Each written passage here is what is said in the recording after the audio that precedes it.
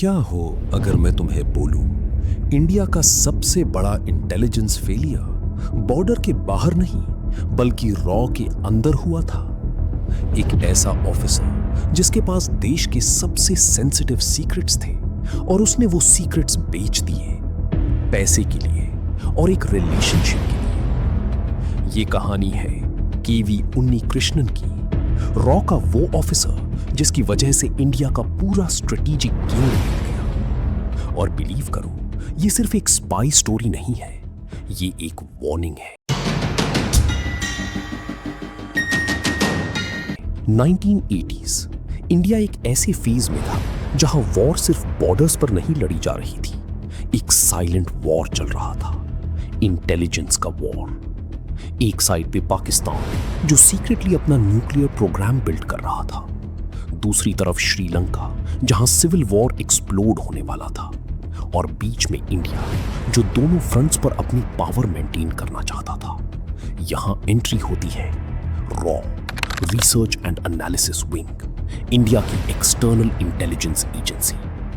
उनका काम सिंपल लगता है, इंफॉर्मेशन लाना, लेकिन रियलिटी गवर्नमेंट्स कंट्रोल करना, वॉर्स इन्फ्लुएंस करना, एनिमीज को पहले से प्रिडिक्ट करना। और 1980s में रॉ का सबसे इंपॉर्टेंट बैटलफील्ड था Sri Lanka. India Tamil militant groups को सपोर्ट कर रहा था।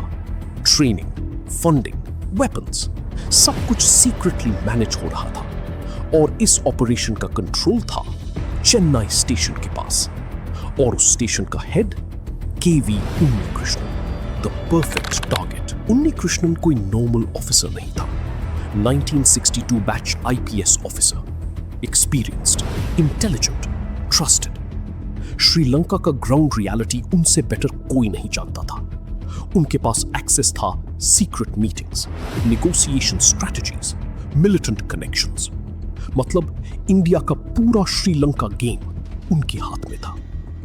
लेकिन एक प्रॉब्लम थी, कोई भी इंसान परफेक्ट नहीं होता, और इंटेलिजेंस एजेंसीज इसी वीकनेस को ढूंढती है। सीआईए ने भी यही किया।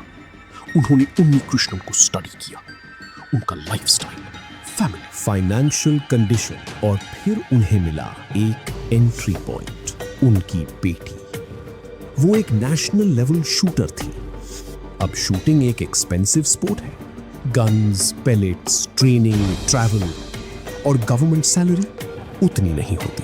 यहां सीआईए ने अपना पहला मूव किया। सीआईए ने डायरेक्ट पैसा ऑफर नहीं किया, उन्होंने एक स्मार्टर अप्रोच ली, यानी हेल्प। सिंगापुर से shooting equipment, high quality pellets, training support, सब कुछ फ्री। उन्नीकृष्णन ने सोचा ये बस एक फीवर है, लेकिन स्पाई वर्ल्ड में free help equals future control. जब डिपेंडेंसी क्रिएट हो गई, तब सीआईए ने सेकंड स्टेप लिया, और ये स्टेप सबसे डेंजरस होता है, हनी ट्रैप। उन्नीकृष्णन कोलंबो में पोस्टेड थे। वहां उनकी मुलाकात हुई एक पैन एम एयर होस्टेस से। फ्रेंडली टॉक्स, फिर क्लोजनेस, फिर रिलेशनशिप, सब कुछ नेचुरल लग रहा था। लेकिन रियलिटी स्क्रिप्टेड ऑपरेशन। एक दिन उन्हें सिंगापुर ट्रिप के लिए इनवाइट किया गया। Luxury hotel, private time. Unnikrishnan को लगा ये पर्सनल मोमेंट है, लेकिन रूम में क्या था? हिडन कैमरास, हर एंगल से रिकॉर्डिंग, फोटोज, वीडियोस। और जब वो इंडिया वापस आए, उनके सामने एक सीआईए एजेंट बैठा था। टेबल पर एक फाइल रखी थी, फोटोज खुली, और एक लाइन बोली गई, या तो हमारे लिए काम करो या ये सब दुनिया देख लेगी। Game over. The betrayal. यहां से शुरू होती है असली गद्दारी। 1985 से 1987 तक इंडिया श्रीलंका में क्या प्लान कर रहा है, कौन से मिलिटेंट ग्रुप्स को सपोर्ट मिल रहा है, वेपन शिपमेंट्स, सब सीआईए के पास। रिजल्ट, इंडिया का स्ट्रेटेजिक कंट्रोल टूट गया। नेगोशिएशंस में इंडिया वीक लगने लगा। श्रीलंकन गवर्नमेंट को ऑलरेडी पता होता था इंडिया कितना प्रेशर डालेगा। सरप्राइज फैक्टर खत्म, और सबसे डेंजरस, रॉ के इन्फॉर्मर्स एक्सपोज होने लगे, एजेंट्स डिसअपीयर होने लगे, कुछ लोग मार दिए गए। एक ऑफिसर पूरी इंटेलिजेंस चेन तोड़ रहा था। पार्ट 6 बिगर डिजास्टर। और इसी टाइम इंडिया ने एक और मैसिव मिस्टेक की। फॉर्मर पीएम मोरारजी देसाई एक फोन कॉल में पाकिस्तान की जियाउल हक को हिंट दे देते हैं कि हमें पता है तुम न्यूक्लियर काम कर रही हो। जिया को शॉक लगा और फिर आईएसआई ने फुल इन्वेस्टिगेशन शुरू की। रिजल्ट, इंडिया के स्पाइज आइडेंटिफाई हो गए, एक एक करके नेटवर्क डिस्ट्रॉय।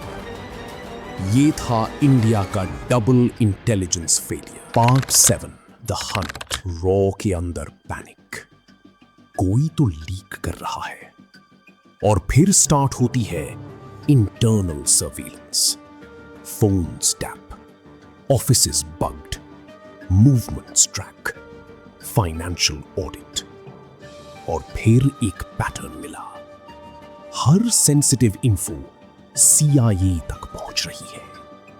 सस्पेक्ट्स नैरो हुए और फिर उन्नी कृष्णन अंडर वॉच। एक दिन उन्हें CIA ऑपरेटिव्स के साथ देखा गया, प्रूफ मिल गया। उन्हीं कृष्णन को दिल्ली बुलाया गया, रूम लॉक्ड, उनके सामने एविडेंस रखा गया, फोटोज, मीटिंग्स, ट्रांजैक्शंस। उन्हीं कृष्णन चुप हो गए और फिर ब्रेकडाउन, कन्फेशन। उन्होंने सब एक्सेप्ट कर लिया। हनी ट्रैप, ब्लैकमेल, लीक्स, सब कुछ। उन्हें अरेस्ट किया गया, तिहाड़ जेल भेजा गया। CIA हैंडलर क्वाइटली इंडिया छोड़ गया। No public drama, no headlines, सिर्फ एक साइलेंट डैमेज जो सालों तक इंडिया फील करता रहा।